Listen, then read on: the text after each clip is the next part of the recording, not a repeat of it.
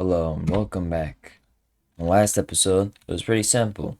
We went over how to alter and use variables, which is very useful, and there's practical application for that anywhere that can be found. If you have a variable within a game, like say you had a money stat, that has to be a variable because that's always going to change. Now, of course, once you do make that, you would have to actually save that data to the player, but that's a discussion for another time for data saving and other stuff. As for this, don't know when I made this script. I think I might have made it in the first video, but I'm gonna disable it because I don't like loops. It says it 10 times, but it gets annoying. Last episode, we made this type of script, which just we declared a few variables and then showed how we could use those variables and also alter them in the midst of a script. Of course, there's many different ways to actually alter a variable within a script. You don't just have to change it to something like this. You could set it to a different value, or you could actually just increment it by a certain much by doing, say, num1 plus equals 10. Then if you were to print that, it would be whatever it is after all this runs plus 10. I do not need you assistant. Okay. So anyways, now we're going to go over arrays, which are useful for certain areas. Hold on. Arrays can be declared in a few set of ways, but I find that the most common way that you'll probably declare something like this. Local my array, or whatever you want to say, equals this. Boom. Then you can put whatever you want in here. The thing is about Lua arrays, it doesn't have to be set to one specific data type. Discussing Java, which I've probably done every single video at this point. Java, you have to declare an array, then after you declare that array list, you have to declare what type of data it is. But the benefits of an array list is that it will be completely organized. There's no confusion of what data is inside of that array. And lastly, it also is completely unlimited data, basically, as long as that you don't go over the integer limit.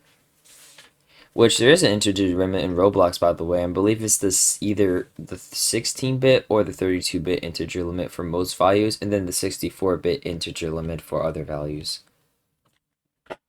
Now, there's also getting one more thing about Java. There's also things called lists, which you have to declare, and you have to have a set amount of data. There can never exceed data, or nothing can be removed from that set. It would just be set to 0, basically.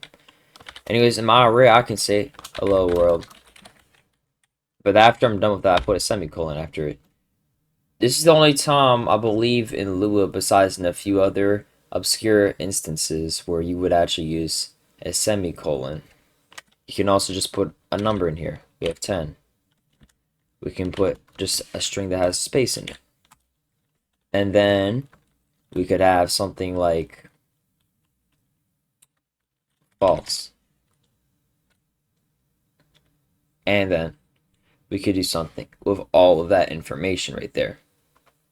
Now, it's not a good idea to do all this because the thing is, if you're going to have an array, there's generally two types of arrays you have in Roblox. One, an array with just only one type of data set, which has multiple of the same types of data, but they consistently change. And number two, there's also arrays that are created for information for how an instance is supposed to work within an array. This is mostly going over how they're basically used, though, so that you have a basic understanding. From this array, how to get the information, you could just print my array and then put like 0. Well, it's not 0, it's 1. It goes in whatever number it is. 1 would be selecting the first instance, second instance, third instance, fourth instance. There is no fifth instance, so it probably would create an error. As for something I do not know, I don't actually know if you can put an instance in here, so I'm going to try that.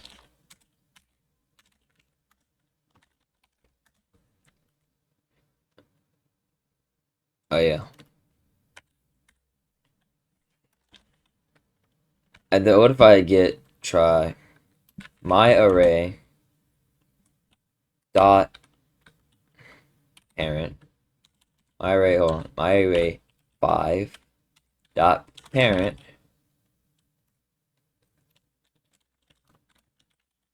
equals game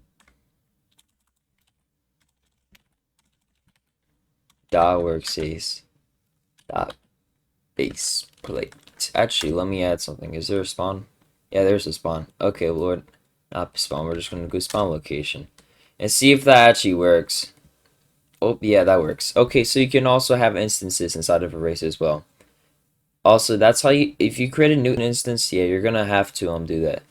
Actually, funnily enough, we could probably do something like wait 2 seconds and then just, or wait 4 seconds, because that's probably how long it's gonna take for me to spawn in.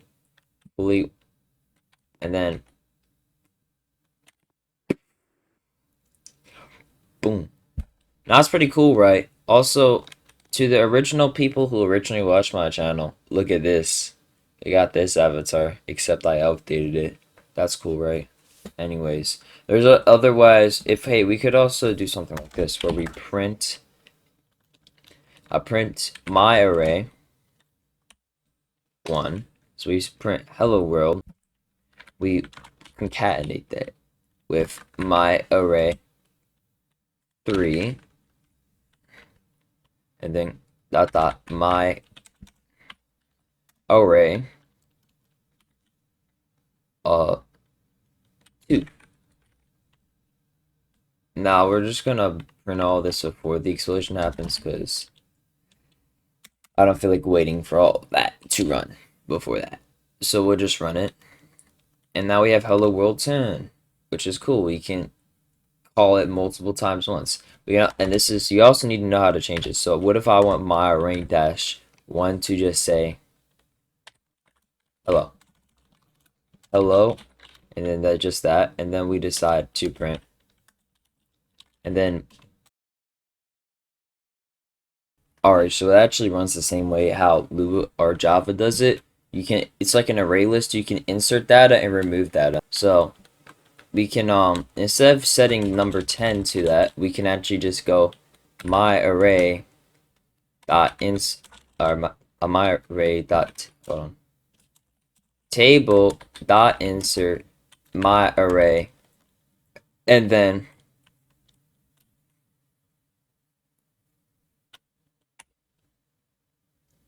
we don't need to actually tell it specifically where we're going to. We're just going to insert it at the end. So we're not going to type anything. Hopefully that puts it at the end. And we're going to just put me.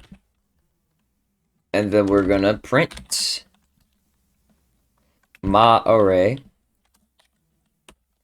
1 with my array 3 with my array, which is now going to be 6 if that is inserted at the end.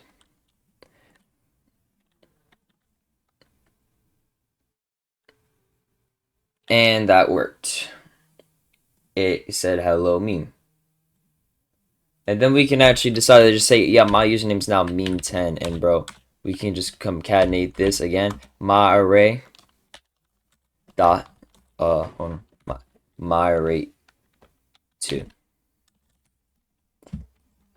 And now we have hello meme10. And we can use data again. It's not like we can only have to use it once. I could actually just decide to go like, and then put my array 3 again, so that it would be hello meme10, but with a space in it. And the thing is, also, we don't just have to use my array. We can also go and then put like a space afterwards that says comma year, very awesome, and boom, we run that, and it's gonna concatenate that part at the end. So like, it's not like you just have to insert data or print only data. You can concatenate stuff afterwards. And then we could also show you how that could work, where we could do a little bit of math and just like put a space after here, then say 1 plus 1 equals, and then we can do 1 or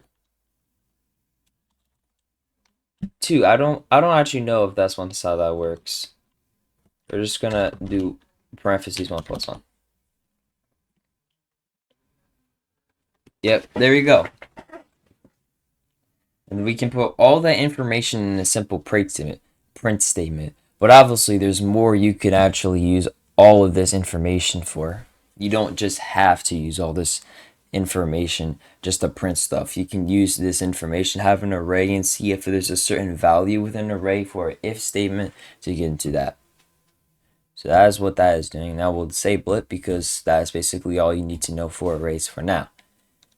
It's more important to know what they are and how they can be used and how to assess them and change them, which actually I did want to remove one thing. If you want to remove an array, you would go my array, or you would go table.remove and then my array, and then you would put the number.